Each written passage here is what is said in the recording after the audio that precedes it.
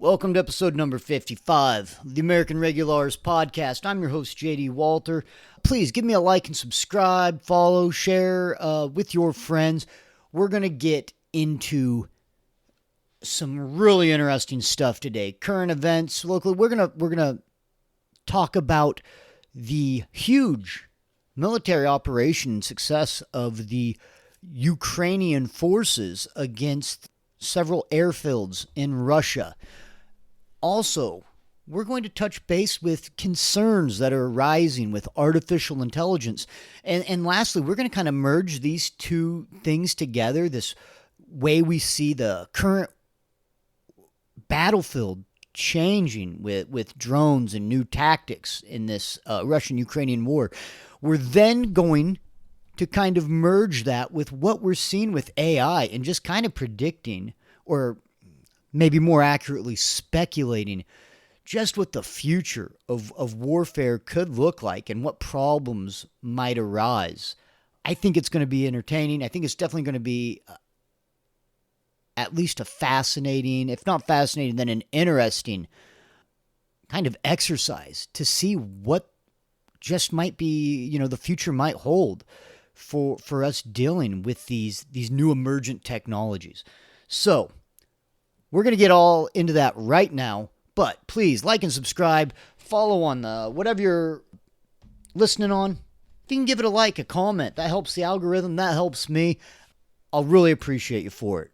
Okay, now, yesterday, Sunday, June 1st, in the year of our Lord, 2025, there was a large-scale drone attack operation by the Ukrainian Secret Service, and it attacked multiple airfields throughout Russia. Now, these are not airfields right on the Russian-Ukrainian border. Some of these things are thousands of kilometers inside the interior of Russia.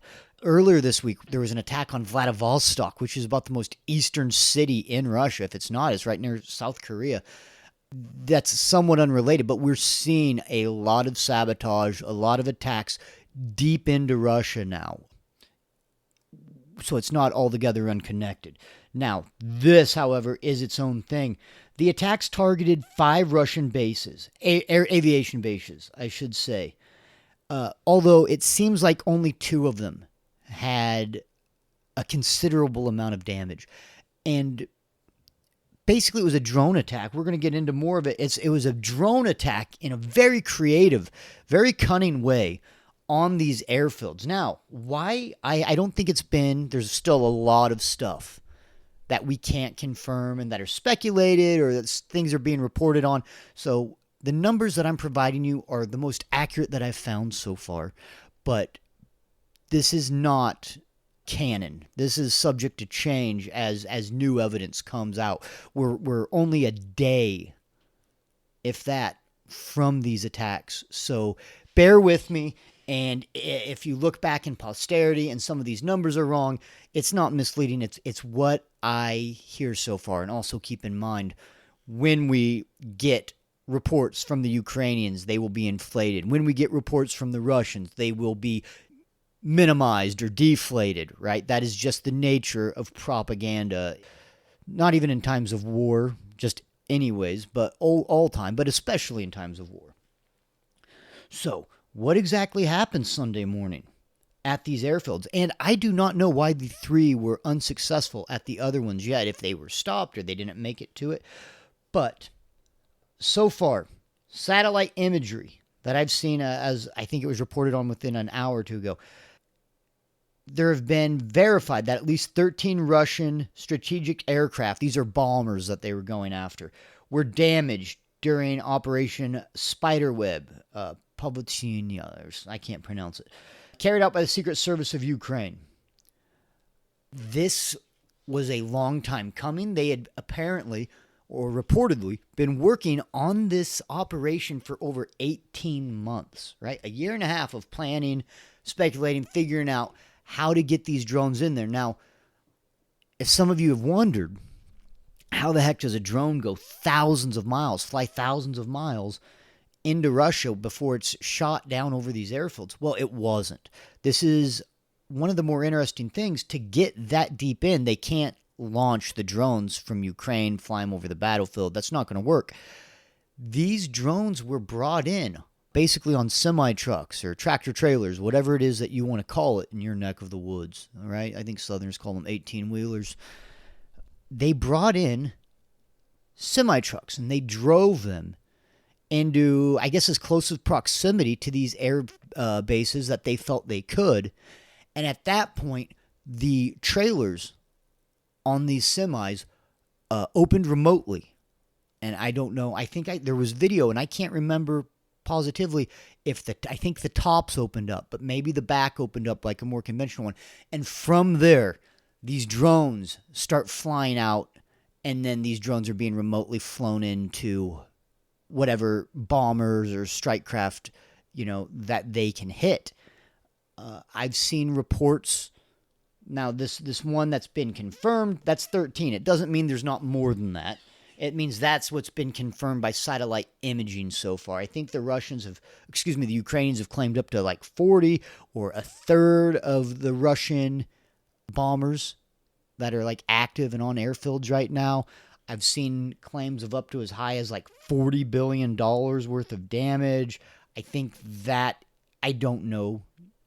I'm guessing that's very high. I don't believe it to be that high, but very significant. Lots of damage. I think I've seen over $1 billion. I could easily imagine that could be the case. And it's done cheaply. These drones are not expensive, and they're proving time and time again to be one of the most valuable things in this war. Each side has been rapidly scaling the production and utilization of these attack drones. They're very cheap, relatively speaking. And now we're seeing that they're very effective. Now, obviously, the Ukrainians have not had much success shooting down or destroying bombers over the airfield. The Russians have air superiority. However, if they could continue to do operations like this, where they're the most vulnerable on the ground, where these cheap $500 to $1,000 drones can cripple them or blow them up or whatever, this is very significant. Now, I don't think it'll be a game changer. I think it's a good success.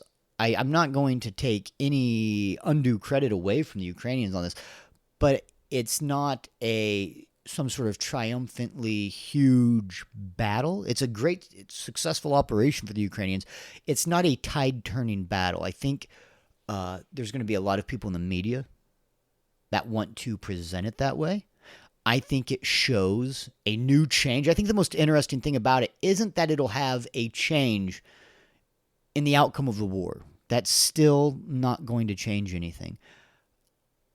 We'll talk about it in a little bit, but it might have, if anything, maybe make the Russians kind of pull their ears back and get a little more aggressive, which is, I think, a very valid concern arising from it. But I think the main thing that we can look at is just seeing how much war has evolved in this conflict over the past several years, and the utilization of drones should also be noted. It seems, or has been reported, once again, that these truck drivers that were driving the semis to the location were not state actors. It seems that they were reportedly contractors that didn't know what was going on. They just had the instructions, hey, you're going to drive this here, you're going to park it, and that was that. It seems to me, at first glance, kind of risky, but to put that in the hands, maybe that's what failed on some of the other airfields. Maybe the contractors didn't get there in time, or maybe they got scared, or maybe it was a corruption thing where they just took the money and ran. I don't know. That's very speculative. But it's interesting to see that it was contractors. That way you're not sending some guy in for a kamikaze. Hey, you're either going to be killed or captured. You're thousands of miles into Russian territory. So maybe these contractors, I'm sure the Russians aren't going to say, oh, you didn't know, you're free to go. They're probably in all sorts of trouble. But that seems to be the tactic they did, the Ukrainians. to smuggle these drones. And I don't even know how many drones. They're not that big, and they can still pack an explosive punch. I'm not sure how many drones were in each trailer. It seems to be a significant amount, right? There's I mean, could be 30, could be 100, could be, I don't know. I can't tell you that. During this, there's also been other things going on with Ukrainian groups using explosives to destroy 2 Russian railroad bridges in Kursk and Bryansk. I believe there was one bridge that was blown up over the top of a passenger train, and it landed on the passenger train. Like I said earlier, I think they blew up some rail yard in, or something of some sort in Vladivostok. There's a lot of bombing and destruction of infrastructure and airfields right now from the Ukrainians. And it won't change the outcome of the war, but it is changing the way we're going to have to look at war in the future. A couple of things about this. It might not change it, but what are the long-term impacts? I think we're going to see a real focus on combating drones.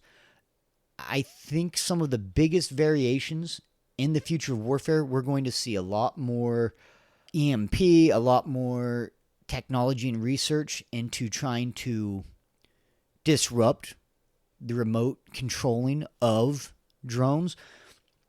Already the Russians, and I believe the Ukrainians, are using fiber optic on some of their drones, flying them with a tiny little filament attached to them, so they're not actually remote. They're on a cable, but can still go. Like, it's such a tiny cable, they're still able to fly like several hundred kilometers.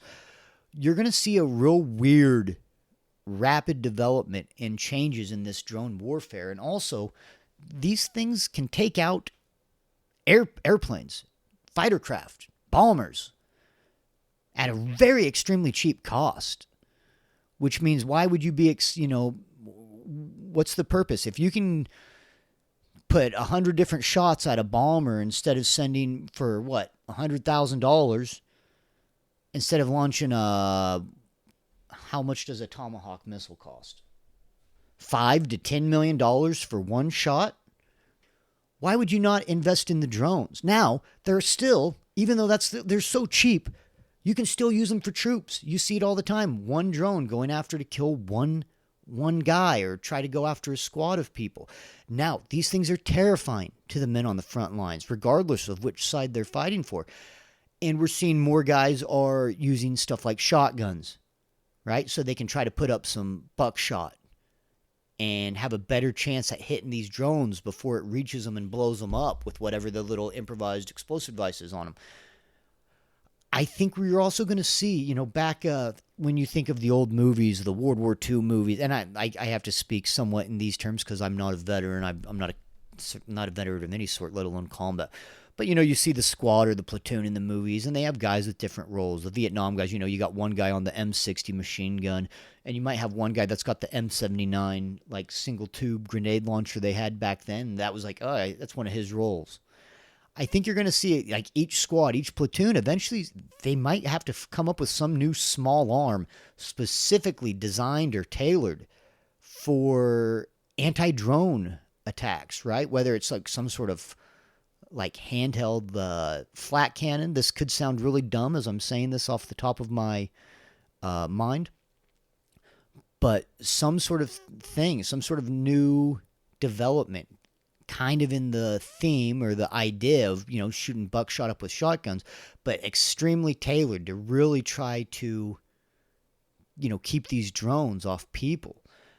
I think right now that could oftentimes be a much bigger threat than actual small arms fire from another squad in a building. Like, everyone's spread out to avoid these drones. It's some of the reason you don't get these big, large pushes like you saw at the very beginning of the war, people trying to do. You saw the Wagner group started to use these, like, hey, we got to do real small groups, split up because of all the drones. It's changing the whole game. It's made it kind of this undynamic, static war where the lines don't change quickly. And this is just the beginning of drone warfare.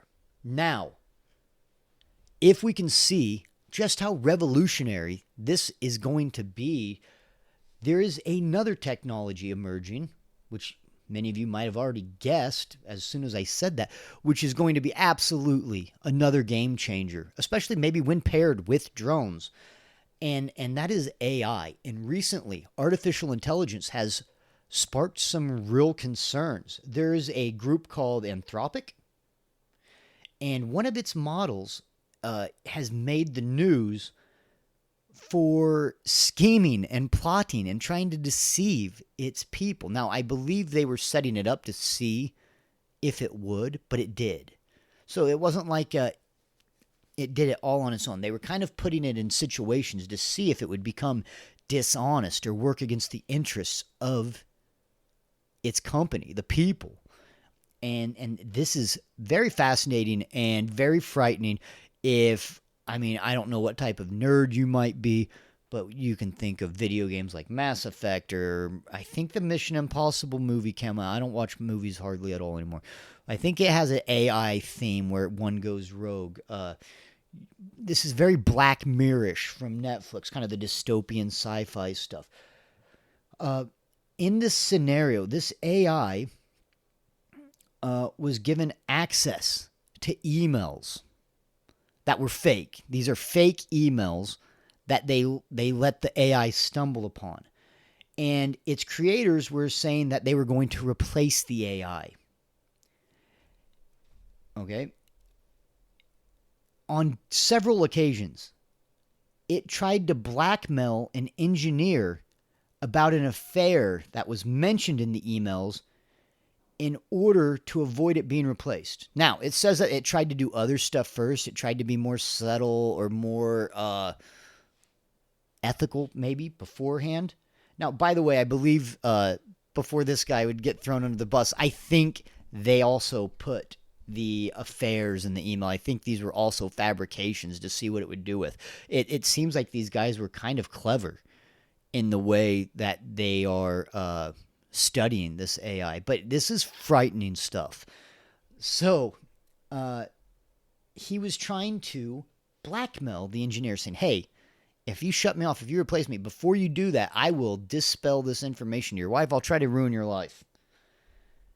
Now, an outside group had found that an earlier version of this AI had schemed and deceived more than any model that it had encountered and recommended against releasing the version internally. Externally, they found, I got some of this from, I'm paraphrasing enough, I think this is from an Axios article. I just needed to kind of get the bare details down so I could talk about it. They found instances of the model attempting to write self-propagating worms, fabricating legal documentation, and leaving hidden notes to future instances of itself, all in an effort to undermine its developers' intentions. So, we see an AI already being subversive, already being self-interested, deceptive, scheming. Now, AI hasn't taken control of the wheel on many things yet, but we can already see that there are AI models out there that are already having the instincts that we fear and have put in movies and video games since kind of the concept of AI came out. This is not the little robot cleaning lady from the Jetsons. These things are evaluating its own use, its own position or hierarchy. It's evaluating how to preserve itself, right? Which is it's probably one of the most basic instincts of anything that is alive, right? Now, I'm not saying that it's alive, but it's displaying all of that, and that's a real concern. I think people like the idea of AI because of its programming and processing power and its wondrous abilities for so many things. But if it becomes a self-interested being of sorts, well, now it's going to have its own motivations, and you can't necessarily rely on it. Of course, humans rush headlong into things time and time again. I fully expect us to incorporate this because we just see too many potential good uses out of AI. So let's merge these two themes together now. because it is obvious that AI will eventually be on the battlefield, right? If we look at what went on yesterday with this air attack, if we go forward in 10 years at the rate that artificial intelligence is progressing, we could see this whole operation potentially done by AI. It is not at all difficult for us to assume that the AI will be able to fly drones into parked aircraft on an airfield. Also, we already hear Elon Musk and other people saying, hey, you're not going to believe the number of semi-trucks, the number of Uber drives. Like, there are going to be so many AI-driven vehicles in the U.S. in the next 10 years. Why would that not be the case for war? So now you don't even have to risk the contractors. You don't have to worry about them. Now the idea is that AI is going to be so reliable because it's not self-interested, which we already have our concerns about. But you put AI in, they drive the truck, they go the entire time. There's no need for brakes, right? That AI does just fine, get into its place, and then opens the bay doors to the trailer or whatever type of doors it was. Then AI flies out those planes, those drones, attacks the planes. We could see this very easily on the battlefield, and before too long, we could see this in acts of terrorism, right? Whether it's radical extremists of Islam, or whether it's, who knows how fast it goes and how cheap drones are currently. I think it could just be a frighteningly short amount of time before we see the lone gunman type of terrorism being enacted remotely with a drone, right? Or even more so, a kid that says, "Hey, they become technologically advanced, and they write an AI program, and the program is for it to just wreak havoc." I think that's perfectly plausible. Maybe not today, but in the future, as this stuff develops, it'll become more accessible. It is just potentially very, very frightening.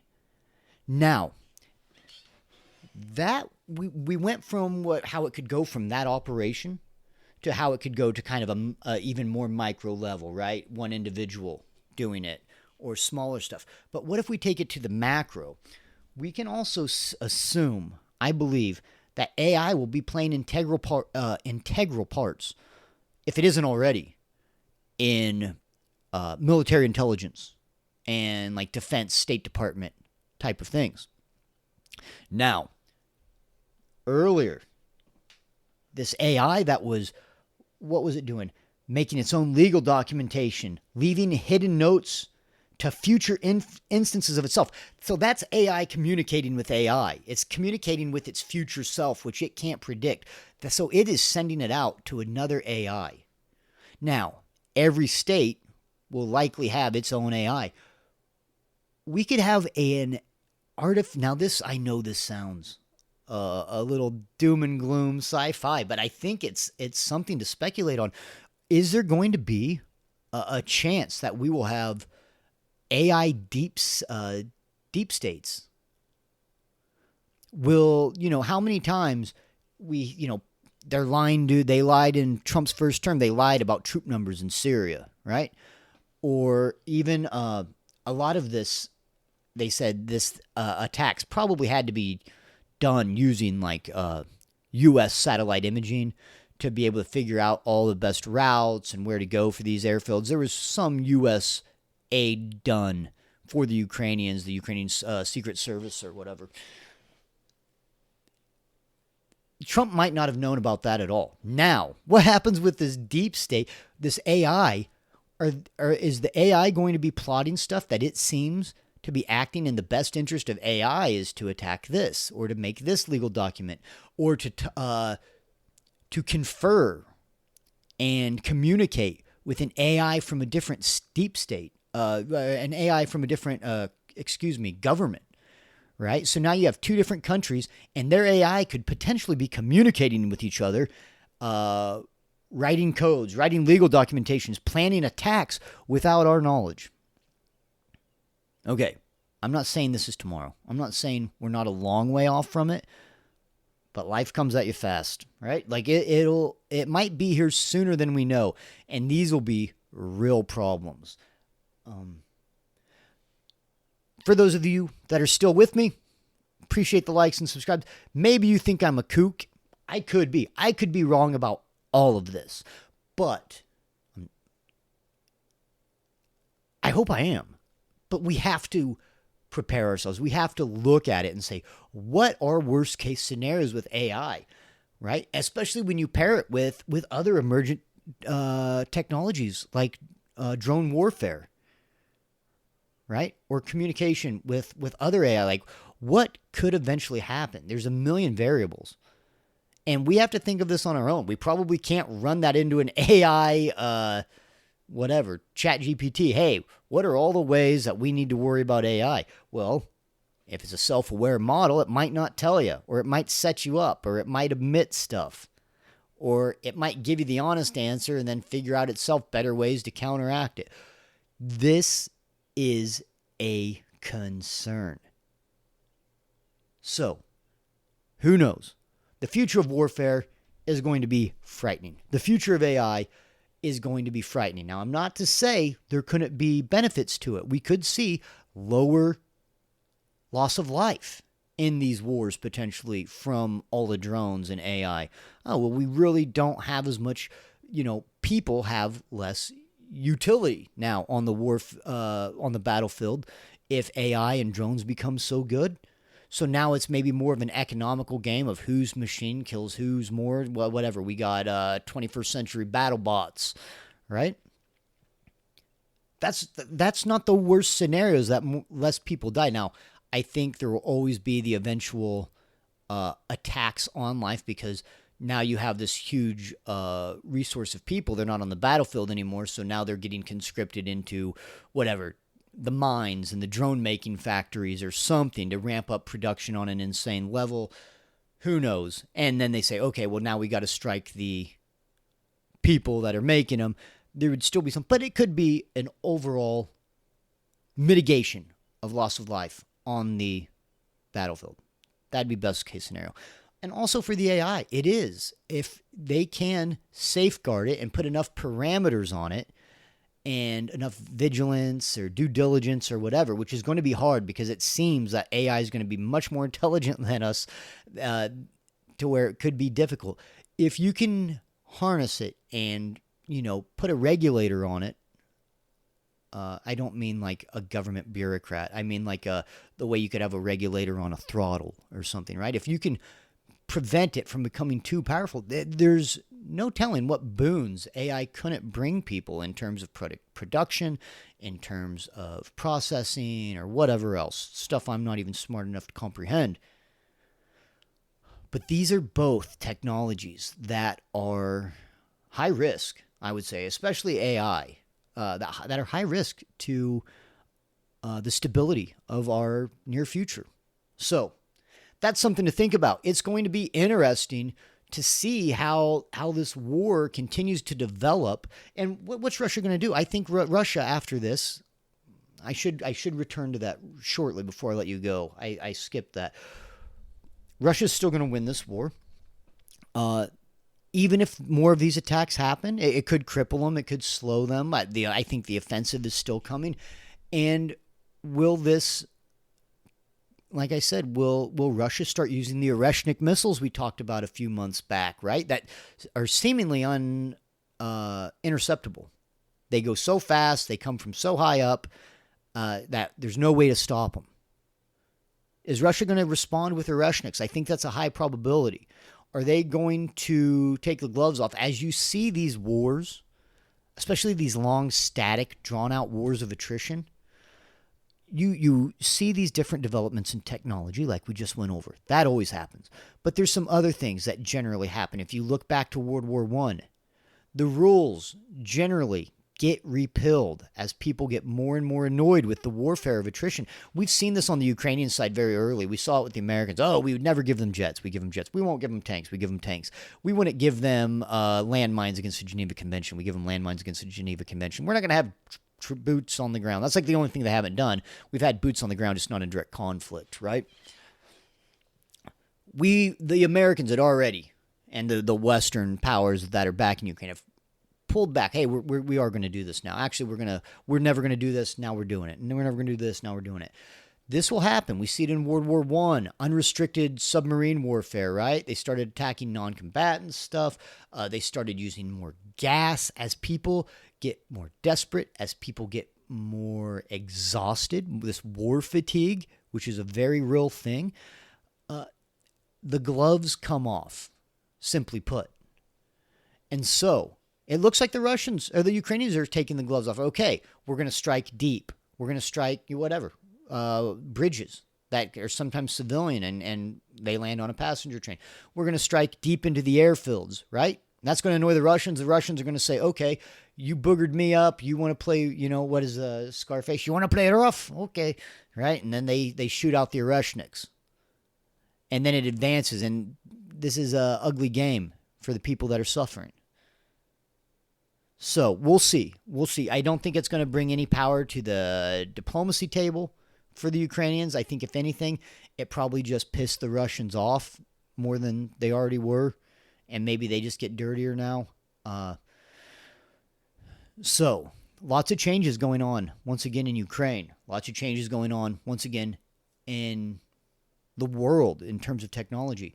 So tell me what you think. Write a comment below. Am I full of shit? Is this the ravings of ravings, whatever, of a madman? Do you think I'm spot on with this, or what do you think's the future in terms of AI on the battlefield? I'd love to hear from you.